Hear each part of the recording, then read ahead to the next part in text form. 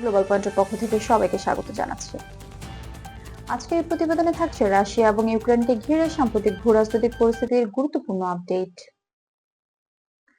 সাম্প্রতিক এক বক্তব্যে রাশিয়ার প্রেসিডেন্ট ভ্লাদিমির পুতিন বলেছেন, ডনবাস অঞ্চল নিয়ে তাদের লক্ষ্য সুস্পষ্ট এবং ইউক্রেন যদি আলোচনার ক্ষেত্রে অগ্রসর না হয় তাহলে রাশিয়া নিজেদের নিরাপত্তা নিশ্চিত করতে অতিরিক্ত ব্যবস্থা নিতে বাধ্য হতে পারে।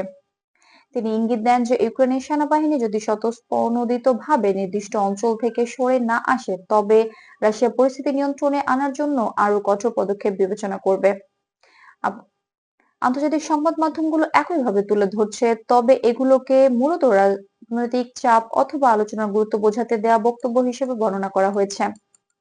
রয়টার্স, বিবিসি, এপি এবং আল জাজিরার প্রকাশিত তথ্য অনুযায়ী পুতিনের সাম্প্রতিক বক্তব্য সরাসরি সামরিক আক্রমণ ঘোষণার মতো নয়, বরং এটিকে আলোচনায় ফেরাতে চাপ সৃষ্টির একটি কৌশল হিসেবে দেখা হচ্ছে।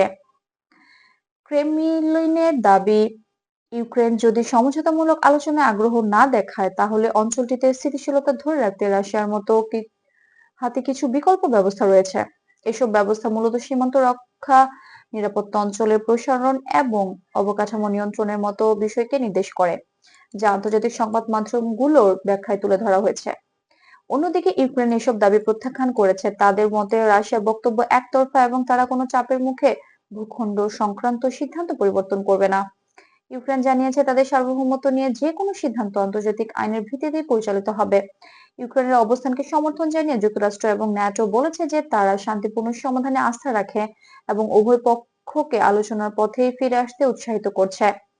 বিশেষজ্ঞদের মতে পুতিনের মন্তব্য মূলত আলোচনা পুনরায় শুরু করার একটি চাপ সৃষ্টি করার কৌশল। ফিনান্সিয়াল টাইমস এবং অন্যান্য বিশেষ বিশ্লেষণাত্মক সূত্র বলছে রাশিয়া এখনই বড় ধরনের কোনো সামরিক পদক্ষেপে যেতে চায় না, বরং তারা ইউক্রেনকে আলোচনার টেবিলে আনার জন্য শক্ত অবস্থান প্রদর্শন করছে। আন্তর্জাতিক বিশ্লেষকদের মতে পরিস্থিতি কোন দিকে যাবে তা নির্ভর করবে আগামী কয়েক মাসে কূটনৈতিক প্রচেষ্টা কতটুকু অগ্রসর হয় তার উপর।